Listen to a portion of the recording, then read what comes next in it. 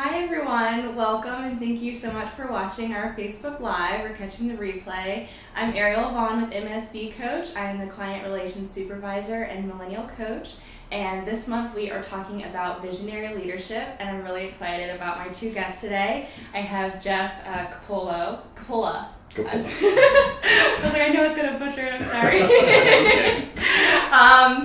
He is the Senior Vice President over at World Strides, and he's actually been on our Facebook Live before. A couple months ago we talked about emotional intelligence, so we're really glad to have you back again. Thank you. And then we have Ken Carr, who is one of our executive coaches with MSBCoach, and he actually wrote our blog post this month about being a visionary leader. So these guys know what they're talking about, so I'm really excited to hear their words of wisdom and inspiration. But first, how about you guys just go ahead and introduce yourselves? Sure. Hi, Ariel. Thanks again. My name is Jeff Coppola, and as she said, I'm the Senior Vice President over at World Strides. And a little bit about my background. I'm a proud two-time Penn State graduate. I always like to plug Penn State when I get a chance to be in front of a group like this. Spent most of my career in the supply chain, client services arena, with some time leading IT and finance groups. Been in consumer products and spent the last couple of years in the education field, both in publishing and with World Strides, who is the one of the industry leaders on student educational travel. And I know we're going to talk about visionary leadership later in our talk here, but our mission is igniting personal growth through student travel and study abroad. So it's a fairly passionate mission that we are all about at World Strides. So thank you for having me. Yeah, thanks for coming again. Well, thank you. It's my first opportunity to do this Facebook presentation, and I really appreciate the invitation. Mm-hmm. Name is Ken Carr, spelled with a K Carr, and I am an engineer. Started out in high school wanting to be a rock star, musician, percussion, and really enjoyed that. I played in the Youth Symphony at Buffalo Philharmonic, and had a really great guidance counselor that said, you probably ought to be an engineer, because there are a couple rock stars that make some money, but most don't. Went to the University of Louisville on the Navy ROTC scholarship, and got a music scholarship to be in the band orchestra as well, so enjoyed that. Got my degree and went through all the decision making on what I wanted to fly or be a Marine or whatever, and along came the Navy's nuclear power program. So Admiral Rickover was just getting some of the ROTC folks into the program, and had a chance to go down, and interview with him, and that's how I ended up in the Navy nuclear submarine program. But as a chemical engineer, I'd also co-op with Monsanto in St. Louis, and after my tour I was going to get out and work there. Didn't. They had an opportunity to be engineer on the Thresher sunk in 1963. And our sister ship needed some work, and so they asked me to stay in, and I was the engineer on the Thresher sister ship Tenosa, and we repaired all the problems and went to sea and so on. And I ended up staying in the Navy because they sent me to the University of Washington, finished up my oceanography degree, nuclear engineering degree, and then went to be executive officer and commanding officer of 2 nuclear submarines. Wow. And enjoyed that a great deal, and then off to do some naval intelligence work. And then back to be the senior member of the Operational Reactor Safeguards Examining Team for the Atlantic Fleet, which is Inspector for Naval Nuclear Safety. Retired and did the same thing for the commercial nuclear industry with the Institute of Nuclear Power Operations, formed after 3 Mile Island, in order to upgrade the performance of nuclear stations in the country. So I did that. Became Vice President of the Advanced Reactor Corporation as we were designing new plans for the future. Then became President of KRK Inc., my company, and consulted both nationally and internationally with nuclear. And retired from that just a few years ago, and I'm now working with MSBCoach as an executive coach, which I just love. That's awesome. Yeah, you guys both have great, incredible backgrounds. Well, and thank you. Different too. Very different. Yeah. So to start off, how would you guys describe visionary leadership? What does that mean to you? I think it's 2 things, and it was interesting. This week's Wall Street Journal had from the corner office thinking. And I think it's two things, and you have to kind of find the balance. One is being able to see where you want to get to as an organization or as a team, and what does that look like? How do you measure success when you get there? But it also is doing it. What are those steps? How do you engage the people in getting there? And having a culture that allows you to learn while you go along that path to make the adjustments you need to make. I've worked for folks that have incredible vision but couldn't get from A to B, and I have a lot of people that get stuck on A to B and they don't have the vision. I think a visionary leader is the one that can balance that and keep everything moving forward. Okay. I agree. I don't know if I got anything more to say. Maybe one more thing.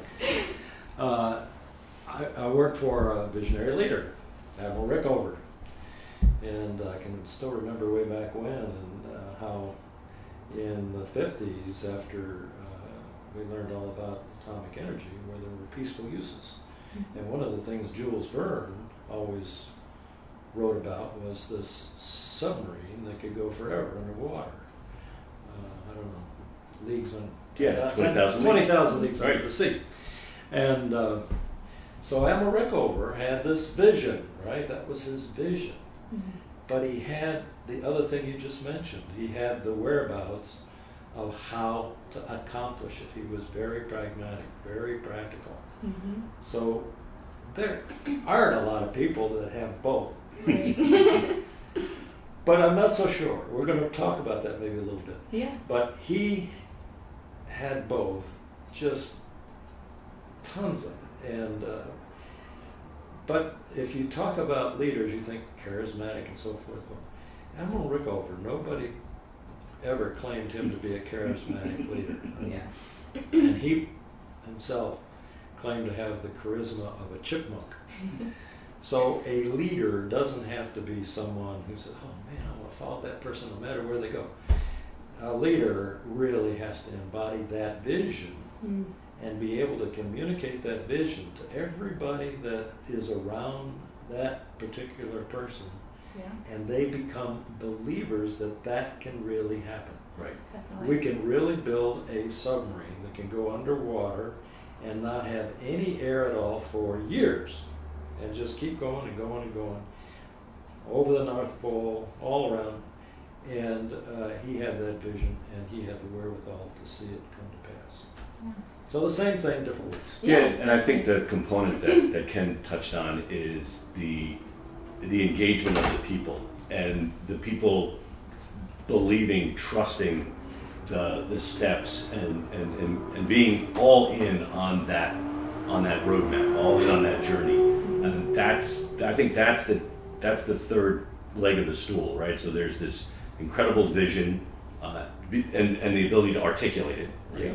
There's the ability to shepherd quite pragmatically, I love that word, the resources and the wherewithal, and then convincing those resources that they can do this. So let's talk about that a little bit more. How do you do that? How do you have a vision and pass it on to others and convince them that they can do it? What does that look like? Well, I think the first thing would be when you compel those folks, it's because they trust you and they trust that you have their interest in mind on that journey. So there's trust, there's integrity, there's character. All those things have to be believed in. Right. The second thing is that they have to connect the dots between the vision and their role in that vision and be bought in to execute on that. And it's sort of like what I talked about when I got a chance to talk to you all about emotional intelligence. There's the adapt and adoption cycles, right? So adapt is I have to do this because I want to keep my job, I like where I'm at. But adopt is I get why we're doing this. I understand my role. I will benefit when we get there. In an entrepreneurial sense, so let's say you're not in the company right now, but you're an entrepreneur and you want to start a company and you're very interested in having this vision that you've had no matter where you got it. It might have been at 3 o'clock in the morning, I don't know. But anyway, you want this vision to come to life. Well, lots of people can do that part. Mm-hmm. The part that's difficult is, all right, now how am I going to do this? So to do that, you've got to set certain goals. These are the things I have to accomplish in order for that vision to come to life. So you have a vision, maybe a mission, and certainly goals. You must have goals. Okay, now I've got these goals. How do I achieve these goals?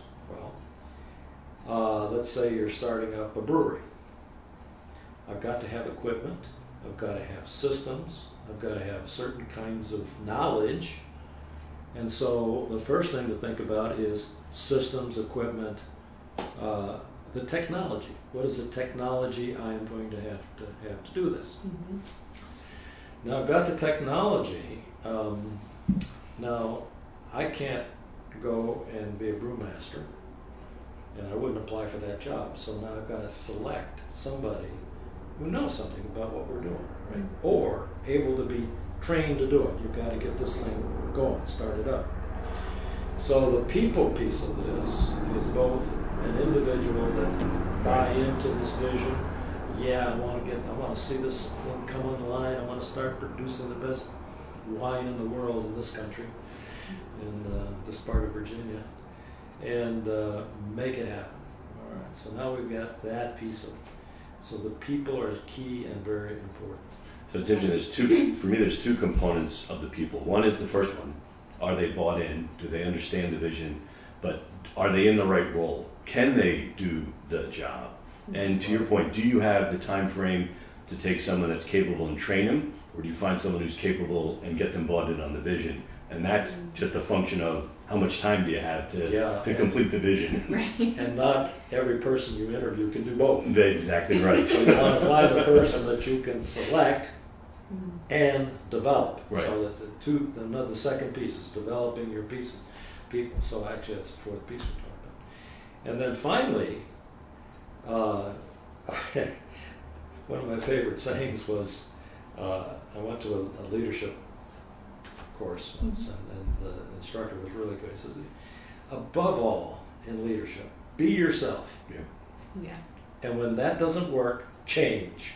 That's right. That's right. That's a paradox. You do have to be yourself, but you have to be able to adopt and adapt. Right. Or adapt and adopt. So I felt that was absolutely key in anything that we ever did, is to have good change management processes, so that you got the feedback of all these great people you selected and developed, and they told you how better to do this thing. Exactly. And now you're back making new goals. So around the circle you go again. And I think of it like a propeller with a Navy background, right? Driving your submarine through the water. So you got these 5 pieces consistently making things go. Right. And the vision itself can't do anything by itself. Right. Definitely. So the second piece is act, right? But you can't just, you got to act with systems and thought and consciousness. Right. Yeah. So, So that's my story, and I'm sticking to it. I like it. And I mean, I like that you guys have both really talked about like having the vision, but then really breaking it down so that you can take those steps to make it happen. So let's talk a little bit more about your own experiences as a leader. Like, do you all consider yourselves to be visionary leaders? And what's kind of like, has it always been that way, or what have you kind of learned? When I read that question, I said to Ariel before we came on, I said, God, for someone like myself, that's a little self-aggrandizing, whether I think I'm visionary or not. I think it's sort of like you'll know when you know it. It's the ability to get into a situation and see beyond the situation. And that's not only looking forward, but also I call it the peripheral vision. Mm-hmm. And I think a good visionary leader is one that is willing to continually learn, but to Ken's point earlier, is willing to be taught as well. And that means around the infrastructure, not just the people, but the systems, the measurements, what's going on outside the business, and being very open to that and being very open to make the adjustments. When you talk about a propeller, but you can change, you can feather it, you can change the pitch, and that'll change the speed and change which way you're going in terms of the planes. So the ability to know which control to hit to keep things going. And I've been very fortunate in my career to be asked to come into newly created situations to drive a tremendous amount of change, because if we don't change, we're not going to get to the mission, we're not going to get to the vision. Right. I've always started with the people, making sure that we had the right people, and if they're right, are they in the right role? And then being able to connect with each of them individually so that they understood the role they were playing and how not only would it benefit the organization, but how it benefits them. For me, it's always the people, and that's the secret sauce. And as I've always said, when you get to be selected as a leader, that is an incredible privilege, and it's because you have demonstrated a lot of skill and a lot of consistent performance. But then you kind of have to turn on the emotional intelligence side of that role, because now you have to go from being that high performer to leading high performance. Right. And that's where the vision comes in. That's the ability to see the different players. I've been very, very proud in situations where 6 months later, 9 months later, I get to go back to the leadership team. The changes have been made, the progress is being made, and it's the same people. Yeah. It was just a matter of getting them either in the right role or in the right frame of mind where they could connect what they did with what we were trying to do. Yeah. Yeah, that was excellent. The vision has to come to life, and that is the leader's job. So vision by itself is nothing. Leadership by itself can take you over a cliff. Right? That's true. Yeah. But a visionary leader connects what it is we want to do, the people, right? That now have adopted the vision. That is ours. So we can say that is what we are about and what we're going to accomplish. Now that's so easy to say, but so many large companies have such difficult time getting that done, and it's because they just don't pay that much time and attention to ensuring that everybody, maybe thousands of people in their company, have the same vision and understand what their role is in making that take place. Right. Yeah. And those are typically processes. So you've got your goals, and now you've got the technology and the people. You've got to have some way to have people work together to accomplish the end, to make the product. And those are processes, and people have pieces and parts of those processes, activities. And if they understand fully how that process works to produce this thing that supports that product, that supports that vision and that goal, then they're going to be really thinking about it.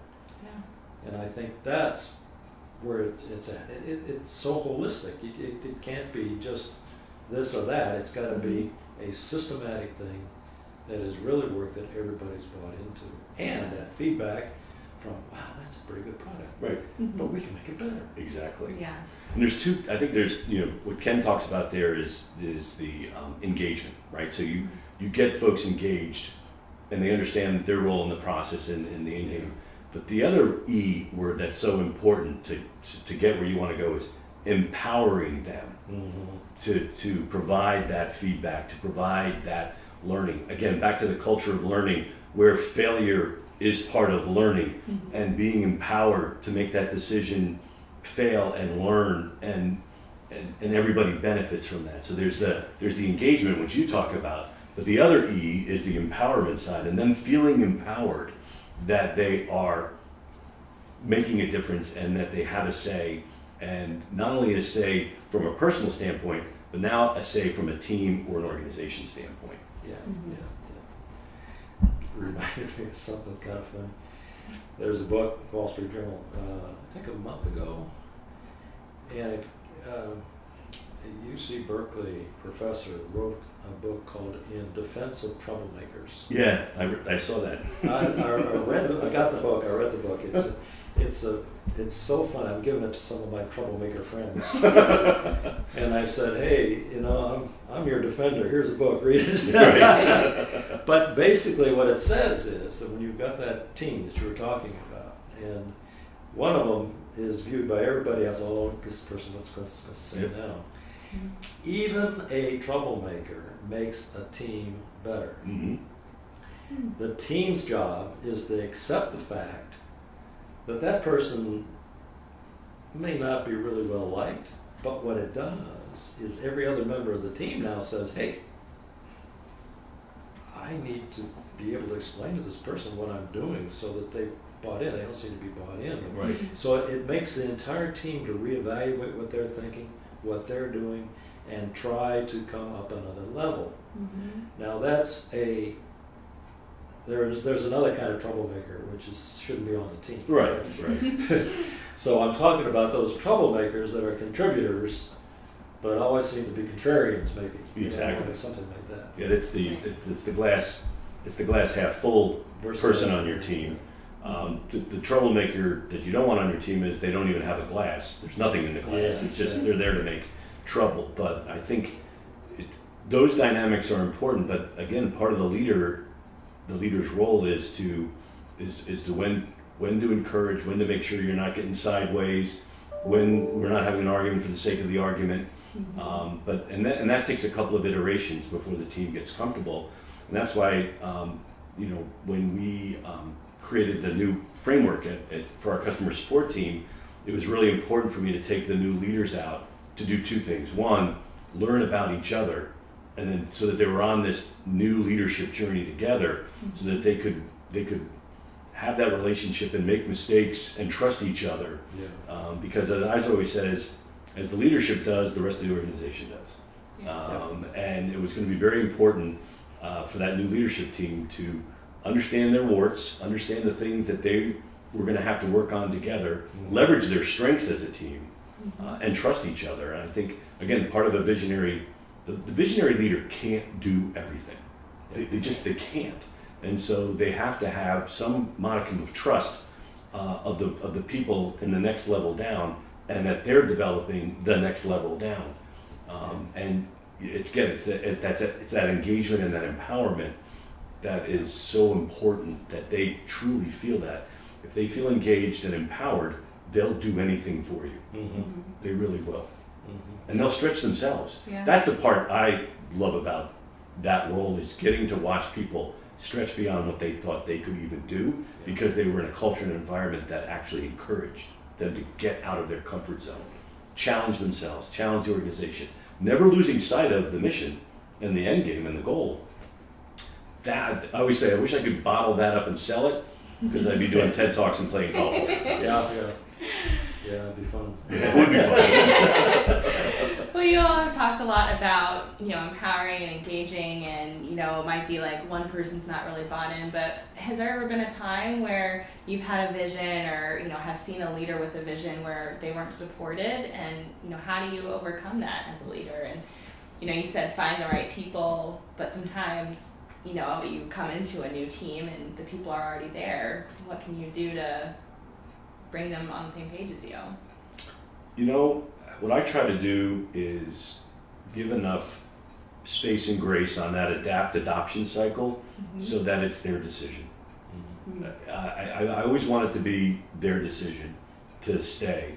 And sometimes you get to that crossroads where you have that very frank conversation where you need to get the commitment. We've done everything we can to show you what we want to get done, to demonstrate what your role is going to be in this. I think we've empowered you enough. We've even given you some training on some stuff. It's now your choice to be on board or not on board. And what's very interesting for me is when you make it their choice and they end up leaving, they actually thank you. They literally thank you in the exit interview for letting them get to that place Mhm. so that they could get to the next place that's for them. We kind of have a saying in our customer support team, because our mantra is one band, one sound, and yes, we stole it from Drumline. But what we say to folks that voluntarily leave, we say, you're not a bad musician.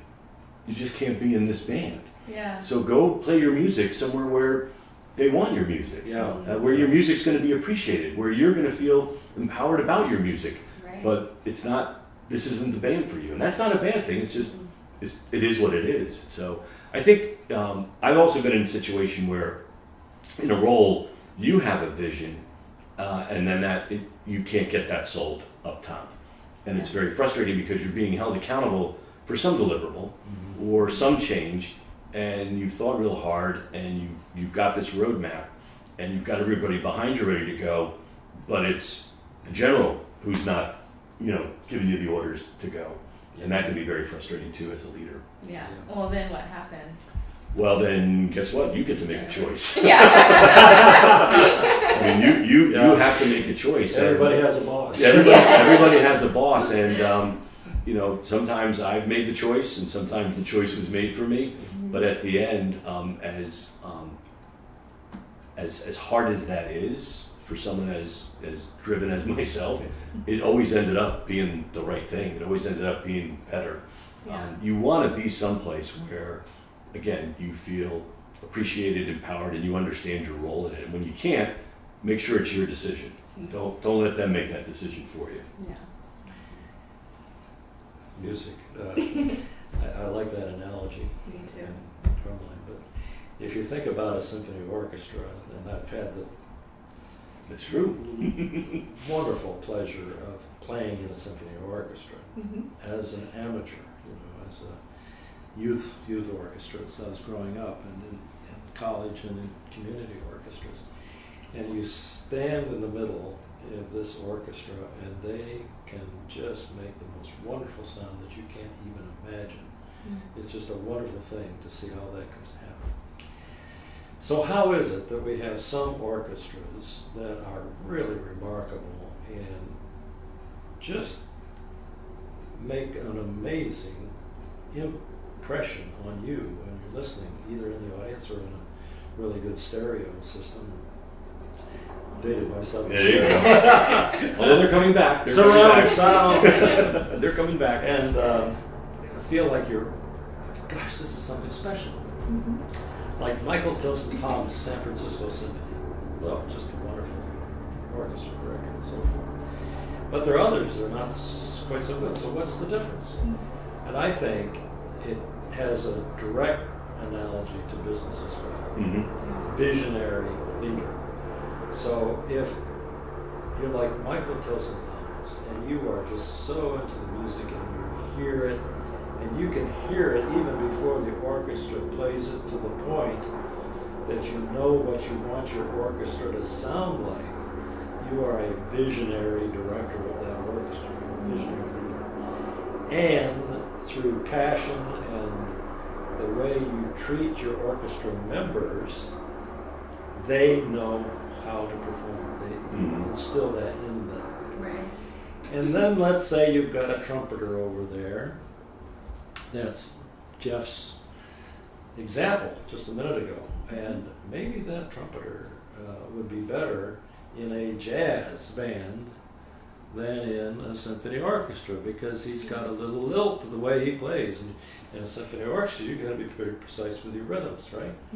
And we've tried and we've worked, but this trumpeter is really jazz material. He's not symphony orchestra material. And this person is now so happy in this jazz band. Thank you, Jeff, for giving me that advice. So there's an orchestra analogy, which I think in leadership and visionary leadership is something I learned growing up. Sports teach it, others teach it, but it's large symphonies, jazz band, all these things teach leadership. And I think that's a great point about not only being visionary about where you want to take the team or the organization, but be visionary about people's potential and capabilities, and again, getting them in the right role. I always tell the story, I was a pretty decent quarter miler in high school, and I moved to a different town, and they had really good quarter milers.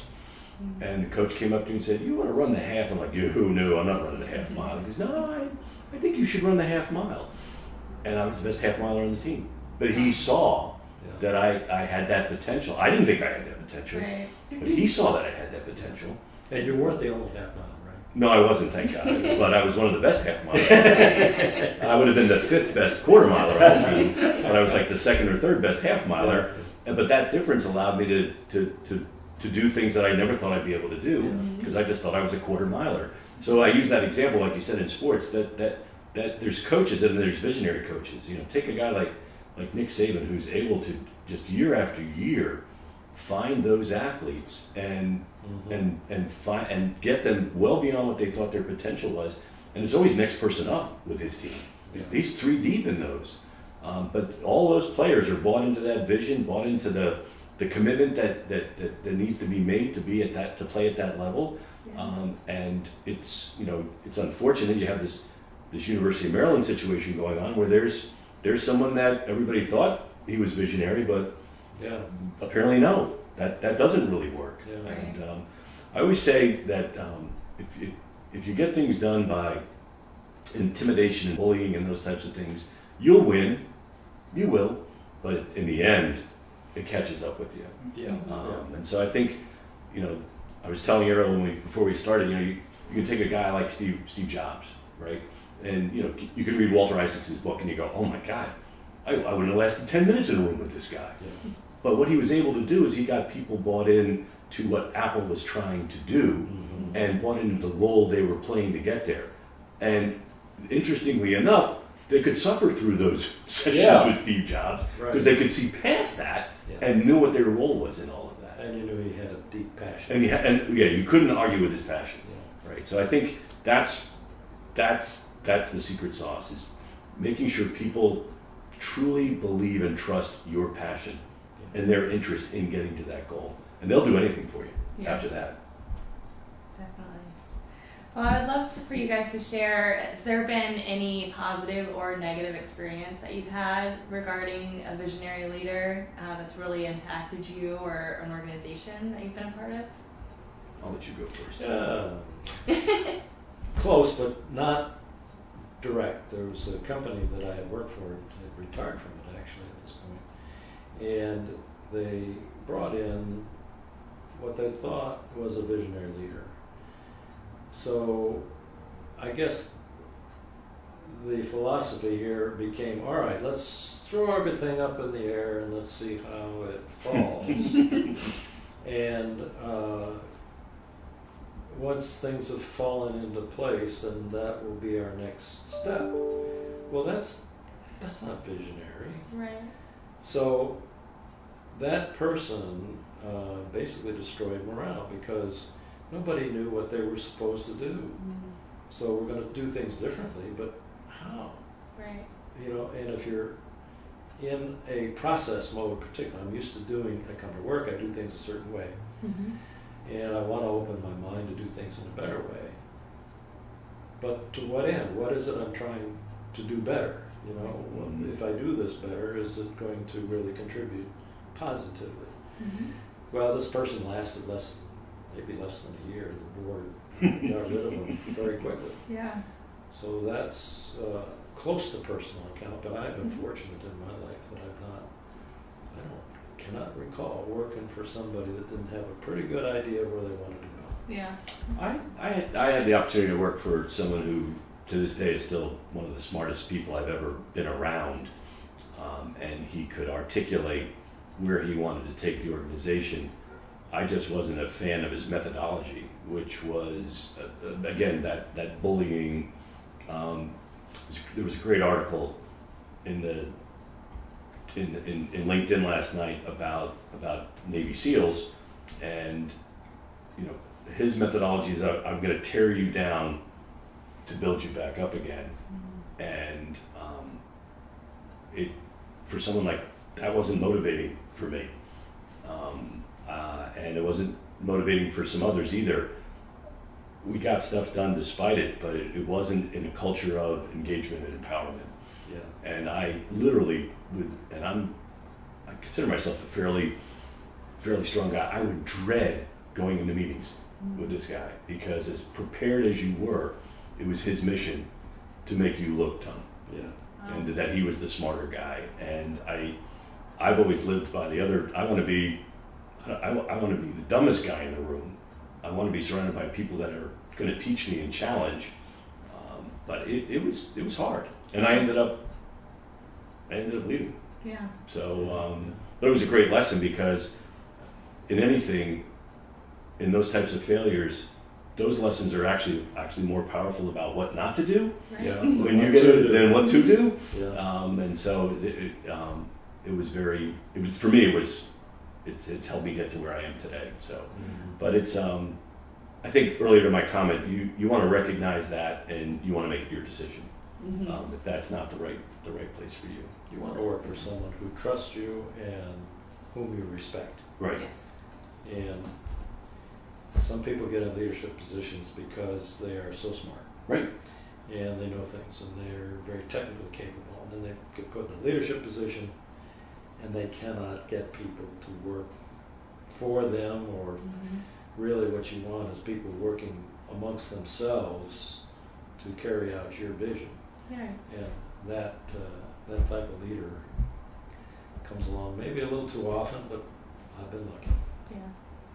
Well, as we wrap up, what are some final thoughts you have on visionary leadership? Like, what advice would you give to someone who, may not necessarily see themselves as a leader with a vision, but, wants to pass their vision along to their team or organization?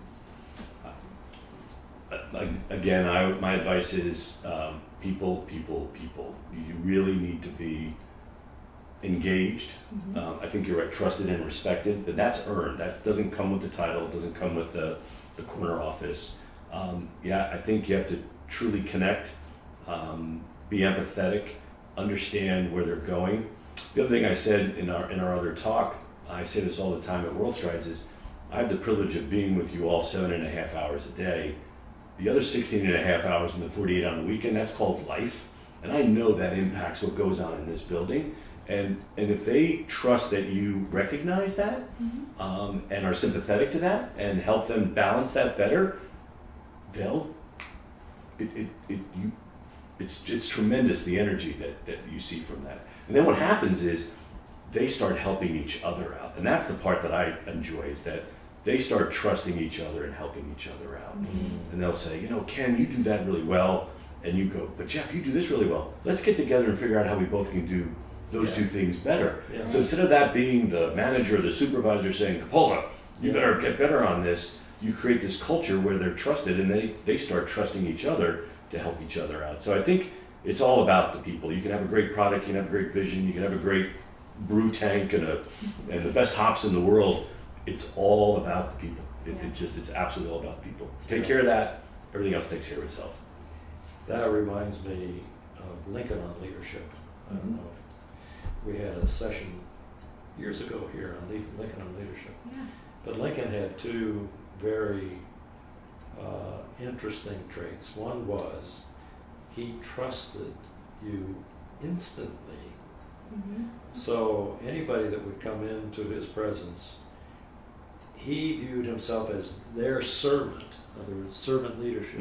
Trusted them, and trusted that what they were telling him was the truth and what have you.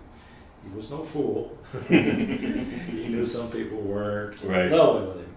But right out of the gate, a leader's job is to trust those who are have signed on with this leader. And if something goes awry, Lincoln also said, separate right away. Right. Right away. Don't waste any time. Yeah. And the second thing, if you look at his time in office, the first couple of years, he was hardly ever in the White House. He was out in the field. He was out with the people. He cared about each and every soldier, about the people in Congress, about his cabinet, the people that worked for him. He cared very deeply about them. And that made Lincoln a tremendously effectual leader during maybe the most difficult time in their history. Yeah. Right. That's a great point. Again, he engaged with the people. That was what was important for him. Yeah. Trust and engagement. Exactly. Yeah. Awesome. Well, thank you guys so much for You're very joining welcome. us This today. was great. Yeah. It was fun. Very insightful, and thank you everyone for watching. Please leave us some comments and questions, and if you want to contact us for any information on coaching and how we can assist you on your leadership journey, please reach out to us at info@msbcoach.com. And next month we are talking about adaptive leadership, so I hope you can join us again.